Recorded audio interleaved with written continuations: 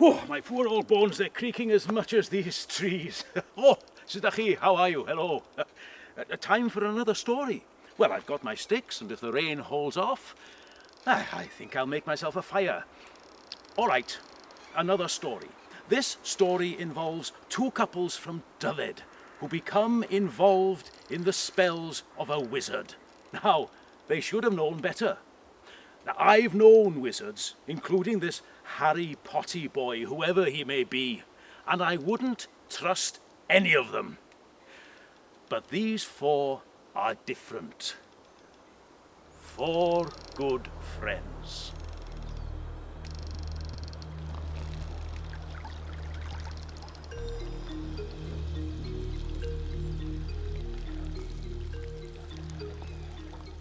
During their journey to bury King Brown's head on the White Mount of London, friendship grew between Manawydan, his brother, and Pryderi. The young man was the son of Pwyll, and now lord over the 7 regions. So firm was their bond that Pryderi invited his friend to Arbeth and offered him the hand of his widowed mother Rhiannon in marriage. Pryderi's wife was called Cigfa, and the two couples wandered together throughout Dyfed, enjoying the countryside and each other's company.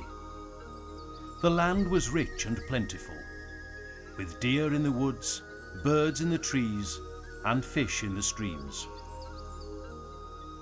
One day, as they were sitting on the mound of Gorsedd Arbeth above the court, a white mist surrounded them, and thunder split the air. When the mist cleared, the land shone with light. Yet though they looked all around, nothing familiar could they see.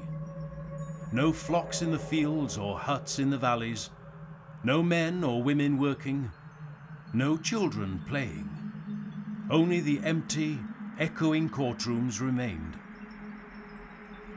For a while the couples walked in the hills, hunting, fishing, and taking honey from the bees. And during that time they saw no other person or dwelling in all the land. At last, in despair, they set off for England in order to earn a living. In Hereford, the men began making saddles, and Manawydan dyed the leather blue. So well made were the saddles that soon the townspeople would not buy them from any other craftsman. Deprived of an income, the local saddlers decided to slay the two Welshmen, but they had warning of this, and Pryderi said, "We should kill the villains." Manawydan replied, "We would end up in prison. Let us move on." In the next town, they began making shields, dyeing the leather blue. So well made were the shields that once more the townsmen plotted against them. Pryderi said, "We should kill the villains." Manawydan replied, "We would end up dead. Let us move on." After that they became shoemakers, using golden buckles and only the finest leather. Soon the local craftsmen conspired together.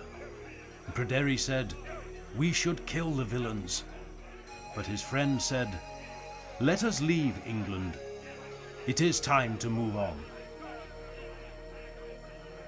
The next year was spent in Dyfed, hunting and fishing, and they saw no other person or dwelling in all the land.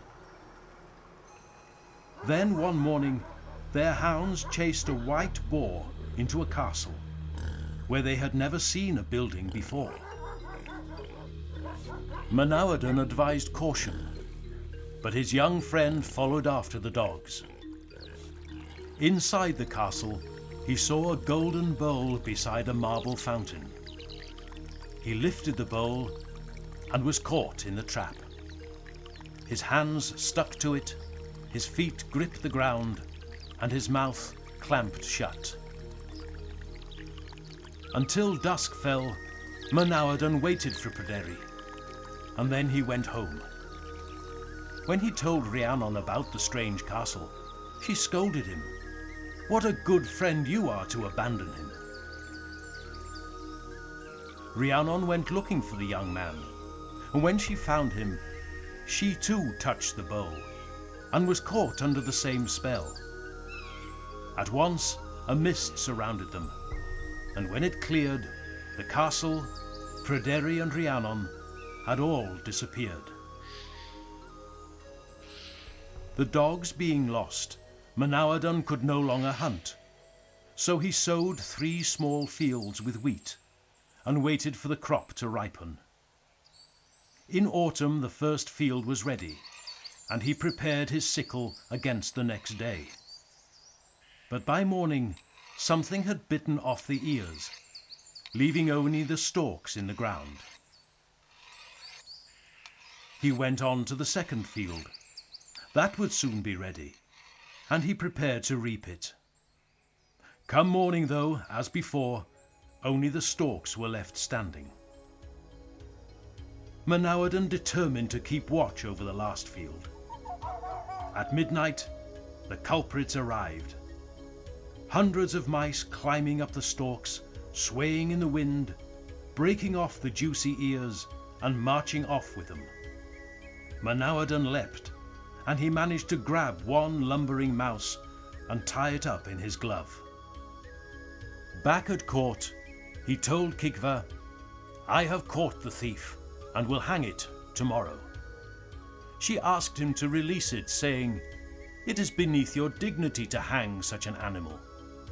But he would not let it go. Next day on Gorsedd Arbeth, he was preparing a gallows of sticks, when a Clarke came walking by. He said, "Shame on you for hanging that creature. Will you take £1 for it?" Although the Clarke was the first stranger he'd seen for years, still Manawydan would not let it go. When he was putting on the crossbeam, a priest on a horse trotted up. "Do not defile yourself by hanging that mouse. Here is £3 for it." But still he would not let it go. When he was noosing the string, a bishop with 7 laden horses rode towards him. "You should not be seen with such a poor creature as that. I will give you £7 for it." Yet Manawydan would not let it go. All that the bishop offered him, £24, even the horses with all their baggage, he refused. At last the bishop confessed. "It was I who cast the spell over the 7 regions of Dyfed, to avenge myself on Pryderi. And it was my warriors who were turned into mice. My wife asked to be changed also, and since she is with child, you are able to catch her. But I will remove the enchantment from Dyfed, and return your 2 friends, if you will let my wife go." To this Manawydan agreed. Then the bishop removed the spell, so that the flocks returned to the hills, the huts to the valleys, and once more men, women and children laughed and played. But it wasn't until Pryderi and Rhiannon reappeared that Manawydan opened his hand at last and let the mouse go.